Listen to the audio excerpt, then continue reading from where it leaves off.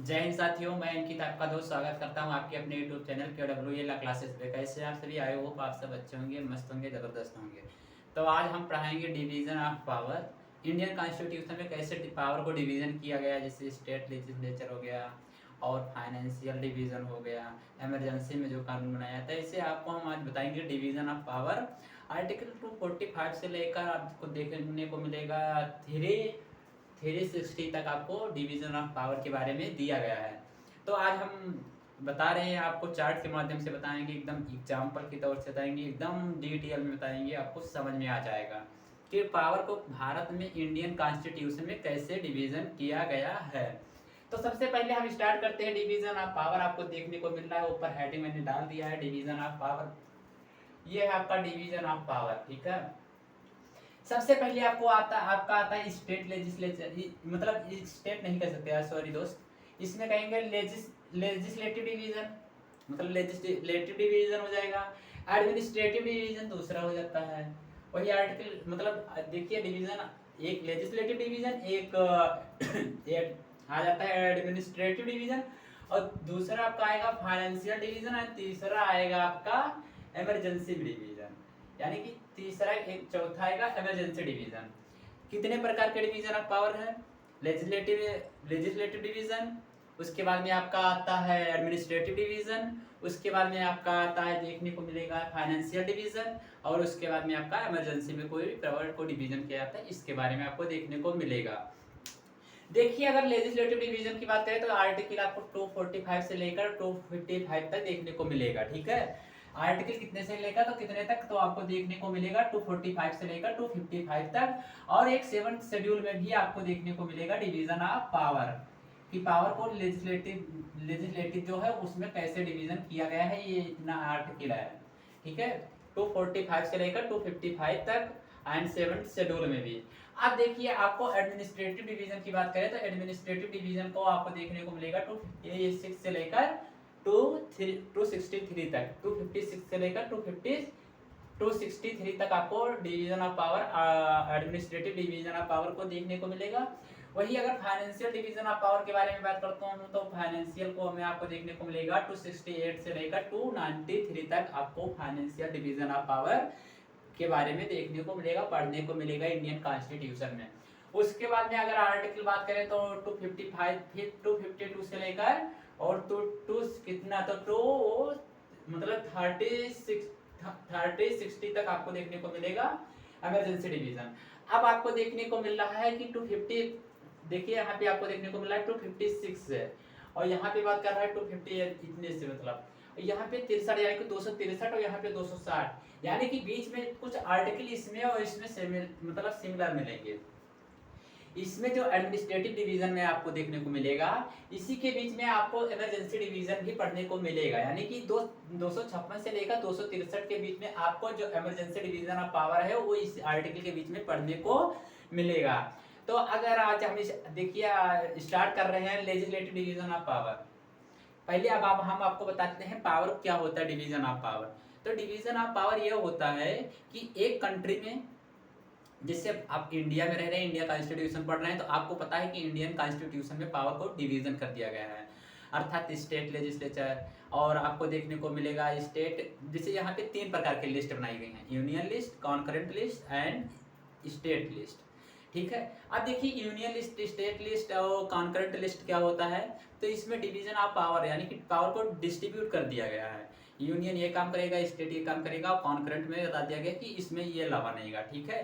देखिए अगर अभी आप पढ़ेंगे तो यूनियन लिस्ट, स्टेट लिस्ट, आपको सब कुछ पढ़ाया जाएगा इस वीडियो में।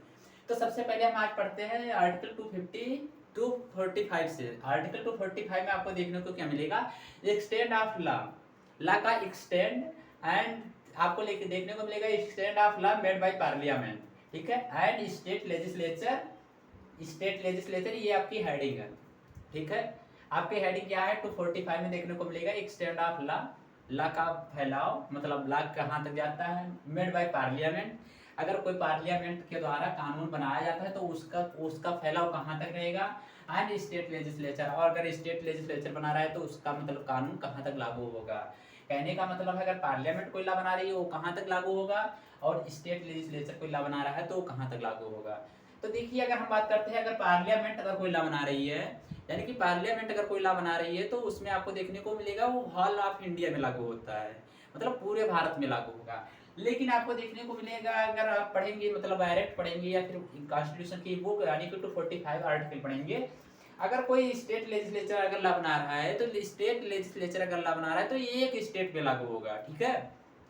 देखिए अगर हम बात करते हैं सीएए मतलब सिटीजनशिप अमेंडमेंट एक्ट, मतलब सिटीजनशिप अमेंडमेंट एक्ट में देखिए तो इसमें पार्लियामेंट क्या नाम है कानून बनाती है। सिटीजनशिप अमेंडमेंट एक्ट जो है वो पार्लियामेंट के द्वारा कानून बनाया गया था। इसमें क्या हुआ था, होल ऑफ इंडिया को इस कानून को लागू किया गया कि ये सभी के भारत के सभी सिटीजन पर क्या होगा, लागू होगा। अगर वही स्टेट लेजिस्लेचर अगर इस कानून को मान के चलिए बनाता तो ये एक स्टेट पे लागू होता, जिस स्टेट लेजिस्लेचर जो स्टेट लेजिस्लेचर बनाता उसी स्टेट पे ही लागू होता। अब आगे आपको देखने को मिलेगा 246 में आपको आर्टिकल मतलब आर्टिकल 246 में आपको डिवीजन ऑफ पावर लेजिस्लेटिव पढ़ रहे हैं, तो इसमें आपको देखने को मिलेगा डिवीजन ऑफ लेजिस्लेटिव पावर, मतलब डिस्ट्रीब्यूशन ऑफ लेजिस्लेटिव पावर। तो जो डिस्ट्रीब्यूशन है मतलब लेजिस्लेटिव पावर जो है उसे डिस्ट्रीब्यूट किया गया है, 3 लिस्ट में डिस्ट्रीब्यूट किया गया है, यूनियन लिस्ट, कॉन्करेंट लिस्ट और उसके बाद union list, state list, concurrent list. देखिए यूनियन लिस्ट क्या होता है, तो यूनियन लिस्ट उसे कहते हैं जिसमें पार्लियामेंट के पास क्या होता है, मतलब लॉ बनाने का पावर पार्लियामेंट के पास होता है, ठीक है। तो यूनियन लिस्ट मतलब क्या होता है, जिसमें पार्लियामेंट पावर मतलब पार्लियामेंट के पास पावर हो कानून बनाने को, उसे यूनियन लिस्ट कहते हैं। जिसमें स्टेट लेजिस्लेचर के पास पावर होती है कानून बनाने के लिए, उससे क्या कहते हैं, स्टेट लिस्ट कहते हैं। और कॉन्करेंट लिस्ट में आपको अब दोनों मतलब बहुत लिखा है, बहुत क्या लेजिस्लेटिव, बट देखिए अगर इसमें कॉन्करेंट लिस्ट में आपको देखने को मिलेगा कि यूनियन एंड स्टेट क्या कर सकती है, कानून बना सकती है। लेकिन अब हम बात करते हैं कि यूनियन अगर कानून बना रही है एक पार्ट पे, मान लीजिए ये पार्ट है, ठीक है, इसमें यूनियन भी प्लस मतलब यूनियन मान के चलते हैं और माइनस मतलब स्टेट, तो प्लस मतलब अगर यूनियन भी कोई कानून बना देती है, स्टेट भी कानून बना देती है, जैसे कॉन्करेंट लिस्ट है, इसमें आपको देखने को मिलेगा दोनों कानून बना सकते हैं, यूनियन एंड स्टेट। तो इसमें यूनियन एंड स्टेट दोनों लोग पावर मतलब क्या नाम है कानून बना देते हैं, तो इसमें किसका कानून लागू होगा, क्या दोनों का कानून लागू होगा कि एक का कानून लागू होगा, इससे हम आपको बताना चाहते हैं। तो देखिए अगर हम बात करें कि इसमें कौन मतलब किसका अगर कानून लागू होगा, तो इसमें यूनियन का कानून लागू होगा। वही लिखा है कि देखिए इसमें दोनों कानून मतलब दोनों लोग क्या कर सकते हैं, लेजिस्लेट कर सकते हैं, मतलब लॉ को बना सकते हैं। लेकिन आपको यूनियन लिस्ट प्रिवेल्स होगा जब कॉन्फ्लिक्ट्स में, मतलब जब दोनों के बीच में कानून दोनों मतलब यूनियन भी कानून बना रही है और स्टेट भी मतलब इसमें कॉन्करेंट लिस्ट में कानून बना रही है, तो इसमें जो कानून लागू होगा वो यूनियन लिस्ट का होगा, ठीक है, इसमें यूनियन लिस्ट का कानून लागू होगा। जैसे अगर एजुकेशन से रिलेटेड अगर हम आपको बात करें एग्जाम्पल के तौर से समझाने के लिए, तो एजुकेशन से रिलेटेड अगर यूनियन एंड स्टेट दोनों क्या नाम है कानून बना रही है, तो ये एक स्टेट में ना लागू होकर पूरे मतलब होल इंडिया में लागू होगा, क्योंकि पार्लियामेंट का कानून यहाँ पे लागू होगा। आई होप आपको आसानी से समझ में आ चुका है।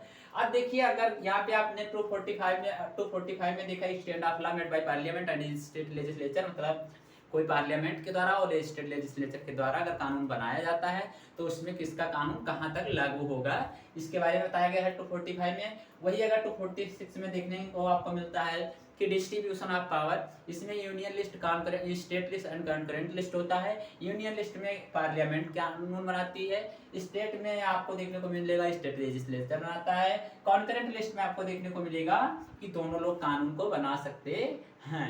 आपको 2 आर्टिकल कंप्लीट हो गया होगा। तो एक आर्टिकल पहला ये है, दूसरा आपका ये है। 2 आर्टिकल का और आगे पढ़ा रहे हैं। यहाँ पे देखिए आपको एक और बात बताते हैं, जैसे स्टेट एक्सरसाइज कर रहा है तो ओनली स्टेट में होगा। वही मेरा कहने का मतलब है कि अगर इसमें अगर कोई कानून बन रहा है तो एक ही स्टेट पे लागू होगा। किस पे? एक ही स्टेट पे लागू होगा, ना कि ऑल स्टेट पे लागू होगा। ऑल स्टेट पे लागू नहीं होगा कानून, जिस स्टेट लेजिस्लेचर बनाएगा उसी पर लागू होगा। लेकिन अगर इसकी बात करते हैं तो ये ऑल इंडिया में कानून लागू होता है, ये ऑल इंडिया में कानून लागू होता है, ठीक है।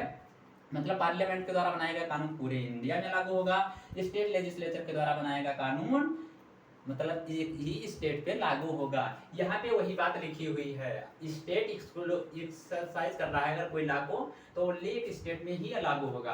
अब आपको मैं बताता हूँ कि आर्टिकल 247 में आपको देखने को क्या मिल रहा है।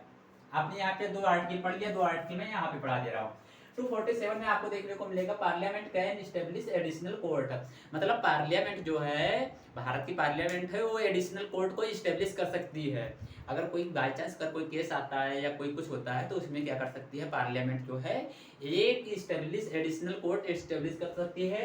जैसे फैमिली कोर्ट को इस्टेब्लिश किया गया था 1784 में, ठीक है। फैमिली कोर्ट एक्ट आया था, यानी कि इस्टेब्लिश एडिशनल कोर्ट, तो इसे इस्टेब्लिश किया गया था 1784 में, आपको देखने को मिल रहा है, ठीक है। उसके बाद में आगे आपको देखने को मिलेगा 248 में parliament exclusive power to make law and residency subject. अब देखिए इसमें क्या है, पार्लियामेंट एक्सक्लूसिव पावर है, पार्लियामेंट को एक पावर दिया गया है कि आप एक रेजिडेंसी पावर सब्जेक्ट पे कानून बना सकते हैं। तो देखिए अगर रेजिडेंसी पावर, मतलब ये आपका एग्जांपल के तौर से समझाने की कोशिश करूं तो एक आईटी एक्ट बनाया गया था। आईटी एक्ट कब बनाया गया था, तो 2000 मतलब 2000 में बनाया गया था, मतलब 2000 में बनाया गया था आईटी एक्ट। या क्या है आईटी एक्ट, तो आईटी एक्ट साइबर क्राइम है। तो हम आपको बताना चाहते हैं कि देखिए जब कानून बन रहा था, मतलब जब इंडियन कॉन्स्टिट्यूशन लागू हुआ, तो देखिए उसमें साइबर क्राइम इतना नहीं था, क्योंकि उसमें इंटरनेट वाली दुनिया नहीं थी। जैसे जैसे कानून इवॉल्व होता गया, देश का जो है यूथ आगे बढ़ता गया, मतलब देश आगे बढ़ता गया, जैसे जैसे समय आता गया, इंटरनेट का समय आ गया। अब जितना इंटरनेट का समय होता है उसमें आपको देखने को मिलेगा साइबर क्राइम या साइबर फ्रॉड बहुत ज़्यादा हो रही है। इसलिए मतलब पार्लियामेंट को लगा कि एक कानून बनाना चाहिए, तो पार्लियामेंट को पावर दी गई कि एक आप कानून बनाइए। तो उन्होंने एक आईटी एक्ट 2000 में बनाया, जिसमें साइबर क्राइम को क्या किया, रोकने का प्रयास किया गया है। तो आपको ये पता चल गया। आज मैं आपको 4 आर्टिकल पढ़ा चुका हूँ, आपको 245, 246 एंड 247 एंड 248। अब आगे हम बात करेंगे, जब आने वाली वीडियो होगी तो उसमें आपको मैं state legislature and administrative division के बारे में आपको बताएंगे। फिर एक वीडियो और आएगा, इसमें दोनों को टॉपिक को कंप्लीट कर देंगे। तो आज का इस वीडियो में हम यहीं पे ख़त्म करते हैं। देख लीजिए मैंने जो पढ़ाया हूँ ये आपको समझ में आया है कि नहीं आया है। आई होप, हमको तो लग रहा होगा आपको समझ में आया है। अगर एक बार नहीं समझ में आया दोबारा वीडियो देखेंगे, आपको आसानी से समझ में आ जाएगा। अगर देखिए, अगर हम बात करते हैं कि अगर आप ये सब लिख देते हैं तो सही है। अगर मीनिंग डेफिनेशन अगर मतलब क्वेश्चन फॉर्मेट में लिखना चाहें तो किस तरह लिखेंगे, तो डिवीजन ऑफ पावर मतलब आप लिखेंगे कि पावर को अलग अलग भाग में डिवाइड किया गया है। जैसे आपको इसमें लिख देंगे कि लेजिस्लेटिव डिवीजन होता है, एडमिनिस्ट्रेटिव डिवीजन होता है, कि लेजिस्लेटिव डिवीजन में ये काम होता है, आर्टिकल इतने से बात की गई इतने तक, और एडमिनिस्ट्रेटिव में आपको 256 से लेकर 263 तक। ऐसे आप मीनिंग एंड डेफिनेशन में लिख देंगे। उसके बाद में आप एक चार्ट बना देंगे। इसके बाद में अगर आप कुछ नहीं जानते तो कंक्लूजन कर देंगे, आपका नंबर कोई नहीं काट सकता है।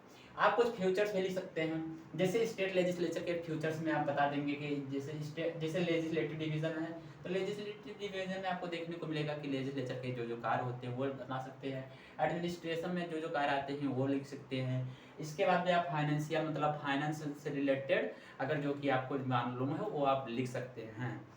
इसके बाद में मतलब ये सब हम आपको बता रहे हैं आंसर कैसे फ्रेम करना है। मतलब आपको ये आ रहा है तो सही है, आर्टिकल लिख देंगे, केसला लिख देंगे। अगर आर्टिकल नहीं आ रहा है तो आप ये सब मतलब एक चार्ट बना दीजिएगा, और उसके बाद में आप इसके कुछ फ्यूचर्स, इसके फ्यूचर्स, इसके फ्यूचर्स। अगर फ्यूचर्स भी नहीं आ रहा है तो आपको स्टेट लेजिस्लेचर एडमिनिस्ट्रेटिव डिवीजन और इसके बारे में जो कुछ जानते हैं लिख दीजिएगा, आपका नंबर अच्छा आएगा। तो मिलते हैं अगले वीडियो में, तब तक के लिए जय हिंद, जय भारत।